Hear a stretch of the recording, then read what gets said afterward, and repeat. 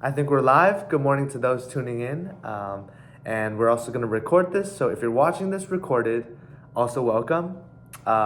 This is a lecture on how to truly conquer the SAT. So it's just some tips and strategies you can employ. You don't have to employ all of these, but there are definitely some techniques that I've used personally to get my 1600 and that I tell all my students and that we share with students to truly do and to consider. Because the SAT and ACT are not like your typical high school test that you can just simply go to class, study a bit, and take because you know the teacher, you know your prof. This is a standardized test, so you need to understand first what the SAT is, what the ACT is, the format, the timing, the types of questions they ask, because they spend tens, hundreds of thousands of dollars, like even like making the test, not just distributing it, marketing it, XYZ. So it's really a truly like an intricate and I think special test. And there's a formula to cracking it, and there's some tips that are truly powerful that have helped their students, help students who like never took the test ever to like getting like a 1500 shooting for that full score. It's awesome. So looking forward to go through about 20-ish tips I think that are the most powerful to first kick off. So one, start studying as early as possible, but definitely 2 months before your test date. So 1 month for learning the content, right? So it's math and English, and 1 month for practice tests and then content review. So I needed the time because I personally needed these 2 months for myself when I took the test, because I was weak in math and I was juggling school, right? And I knew based off the practice problems and actually breaking down, like, oh, there's heart of algebra, oh, these are exponents, oh, I have trouble with right angle trig. Whatever it is, you need to actually know your weaknesses and target it the first month so you can actually spend a month practicing it and attacking it, right? Like everything in life, plan ahead. Number two, do not rely solely on Khan Academy or Kaplan. This is like the go-to big test prep company. Like, oh, I need practice. Let me hop on Kaplan and do all the problems, right? I don't think this is the best way to study because their tailored plan doesn't really tailor you to anything, right? You can have a teacher or tutor that doesn't fit your teaching or learning style, so you're not actually making the improvements that you want or you hope. And doing actually fake practice problems or like generated tests from Kaplan or Khan Academy isn't the same as practicing real tests administered by, like, if you go on SEC Suite or even some of the College Board ones. Nothing beats taking the real test and practicing from past real tests. And when I say real, this also includes PSATs, if for an SAT. Tip number three, throw away any notions that you have your strong suits. So when you're entering in the SAT or ACT realm for the first time, or whether you're super experienced with it, have taken it multiple times, or hear about it a lot, if you're good at, like, if you know you're good at math, right, for example, you still want to spend time doing all the math SAT questions, because what you understand is doing these practice questions isn't just for skill or content, right? It's not just about the problems themselves. It's about the format, the timing, like the feel, the types of questions they ask that you have to get used to. And the more used to they are, even though if you know it, the faster you'll be. And the faster you'll be, the more time you'll have to check and recheck, right? This is how you actually break your average score wall. Number four, I actually recommend, even though I run Smarter Prep myself with a bunch of our awesome expert tutors, right now we still tell students buy the official College Board Book of 8 practice test, because there's nothing like the real test and buying the physical book and sitting down with it with no phone, no computer, no TV, nothing going on, right? It's you're sitting down at a clean desk, timing yourself and taking the paper test. And if you can't afford it, Barnes & Noble is a great place to just sit down and take the test on your own loose leaf piece of paper using their books. They shouldn't have a problem with it ever. You can do the same at your local library or your high school library that I know 200% has practice tests for you to do that you feel like, okay, this was my problem in high school. I always felt like, oh, I'm smarter than it. I know, I don't want to use that 2015 practice test. Just do it. If it's available and you have time, do it. Number 5, do not take half tests. So when you're actually committed to taking a practice test, right, take the full thing in one sitting, right? And one thing you can get away with is actually doing full tests every day and not just doing half tests, because you truly can't get away with taking practice tests that are half tests, actually going to the exam and being like, oh my God, it's so long. Or, oh, this section is this time, but this section is this, right? And in life, people say, oh yeah, I burn out for my work. I'm burning out for school, senioritis, right? These are like long-term-ish burnouts, which like takes months, years, but it's burnout in the matter of minutes to hours is also a real thing, right? You don't want to not practice the SAT and not get the feel and then burn out during the test. Like I've heard from students who just go in and like, even in our consultation calls, like what's the biggest problem with the test? They're like, every time I take the test, it's like I'm in the middle of it. I'm like, I'm not getting a high score. I don't want to do it. Or they say, oh, I'm in the middle of the test and I just like, oh, it's so long that I just lose motivation. I lose my train of thought. I lose like that dial in that they had for the first 10 minutes. So it's important to keep up your mental stamina and by practicing full tests and not half tests. Number 6, spend at least a month reviewing math and English. And every couple chapters, go back to the questions you flagged and reattempt them. So what I mean by flag is you got to circle, check it, put a post-it, let yourself know in some way that you got the problem wrong. And if it's a problem that you didn't get wrong and it's right, but you don't know how you got it right, you also need to mark that. All right, you need to let yourself know that that you have this weakness that you can later refer to and then re-practice or practice questions that are very similar to that. And once you've gone through the practice the entire math and reading sections, when you look over, you can also talk out your solving process and totally ask one of our tutors or email us for any questions, any advice. We're always open for free value. And yeah, just so you can, remove that post-it and celebrate, it's always a good feeling. And yeah, I also put the note to say, in quotes, if you still can't understand it, move on and rely on good old guessing if it comes up on the actual test. So this actually means when you're actually in the exam room taking the test, right? It's, of course, check, like scribble, circle, so you can refer back when you have extra time to review and recheck.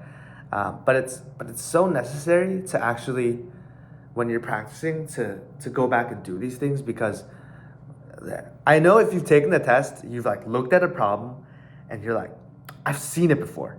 Like I've seen this exact question with like little like changes in words or variations of numbers. But you're like, what is it? What's the operation? And it's like the worst feeling, because you should have got the problem right, but it's something just kind of slipped your mind, or you forgot to review it that one extra time. The next tip is, in the next month, schedule 2 practice tests a week. And for Smarter Prep students, that's 3. Take it seriously. These are the questions and the content you'll be asking in our live sessions. And we don't like to waste time, right? Our whole thing is studying smarter, not longer, not harder. So star all your questions you can't eliminate 3/4 answer choices for, or that you got right and you just simply don't know why you got the answer right. Next tip, in the math section, do the grid-in questions first. So take the minutes allotted during the section, subtract it by the 10 minutes of answer checking, take this difference and divide it by the number of questions you have in the section. Do not spend longer than this amount of time per question. So again, you will take this time allotted minus 10 minutes, dividing it so you know exactly how many minutes or seconds you can spend for each question to have 10 minutes of rechecking. Because always, you want to be able to spend time going back to problems that you know you have trouble with or that you're unsure about, right? You don't want to spend more time in the beginning questions just to try to rush at the end to actually complete that section. And in the no calculator section, don't underestimate the power of plugging in numbers, right? This works best for questions in which both the question and answer choices have variables and they're looking for which answer choice is equivalent to the question. And when you're plugging in, just don't use 0 or 1 unless it's smart to do so in some situations. But generally, use 2, 5, or 10. It's the most simple, it's the most divisible, most easy, like simple to simplify or factor. And also, when you're looking at complicated questions, you can, if you take a look easier, if you could simplify or factor anything, don't skip them right off the beat because you could just go through that question like that. I have a number 12 tip. Yes, in the calculator section, start all questions that require tedious math or that you aren't sure about. And if you end up with extra time, go back and check your math for these questions in your calculator. And know when to use your calculator. Sometimes it could slow you down. Like, if you know if you know 7 plus 3 is 10, right? Which you should, it's 10, right? Don't spend the time typing 7 plus 3 equals. That's how you lose time. And actually, it will probably lower your score by spending so much time doing math like that. So if it's simple enough, do it in your head or do it on paper. And for those who love using their calculators, actually take your time punching in those numbers and those operations, because if you go too fast, you could punch in the wrong numbers and get the wrong answer. And a bunch of these multiple choice questions that they've designed, or open-ended questions, they designed it so your wrong answer's on the paper. So know when to use your calculator and start questions that require tedious math. Next tip, for questions with variables, plugging in the answer choices for the variables is incredibly time-saving. So I'm hitting the nail with the hammer again. Plugging in answers will help you when you're looking at systems of equations or inequalities, right?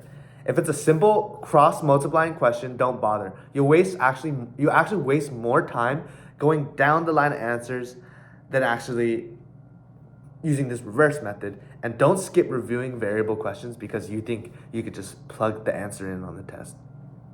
Moreover, if the answer choices are large numbers, fractions, exponents, and you can't use your calculator, you should solve the question rather than plugging it in. So you might want to, rewind this 1 or 2 minutes and truly understand and memorize when to actually plug in an answer or when not to. Because for every question, you gotta approach it differently, and you gotta know your approach instantaneously. Oh, it's this type of answer, bam. This type of answer, okay, I go to here. So it's kind of like a mind map of tools that you can access. Next tip, in the reading question. Okay, so this is actually, when preparing this presentation, I actually debated this with 4 students, and we all had different approaches to the reading section, but this is the approach we're okay, it makes sense, and we want to advise this to students. And especially if you're a Smarter Prep student watching this, do this. 100% follow this format. So in the reading section, read only the title and first paragraph before going straight to the questions. So you actually have some perspective, have some foot in the game, have some skin in the game. And for questions that refer to specific lines, read 5 lines before and 5 lines after the lines they name. Understanding the context can often mean the difference between getting the question right and wrong. And after this, skip questions that ask about theme, the author's opinion, or character traits. Right? So by the time you've answered all the line-specific questions that have to do with resentence, rewording, grammar, X, Y, Z, you have read enough of the passage to actually answer some of these interpretive questions, right? And if you don't, you can just refer to the structure of or how they're asking or what exactly the section's talking about. So you also have a better chance to get other problems right. And in the grammar section, don't read the question first. Um, Yes. Okay. Don't read the questions for. I was actually kind of hesitant telling you guys, but I definitely feel like the need to share this. Don't read the questions first. I know 35 minutes seems like too little, but this section is graded harshly, so you really want to know context for each question. All right. Watch out for paragraphs in which the sentences are numbered. This means you'll likely be asked to rearrange a specific sentence. So before even reading the question, circle the sentence whose position doesn't make sense and draw an arrow where you think it will go. And an advice kind of attached to this is don't overthink the grammar section, all right? When you overthink the grammar section, that's when you get the questions wrong. Go for the most concise and specific answer, all right? Sometimes sometimes they'll have like answer options that are, it feels like very like 2012, like SAT flashcard vocab wordy things. Like those aren't the answer, all right? Watch out for repetition, connotation, and inaccurate graph interpretations also.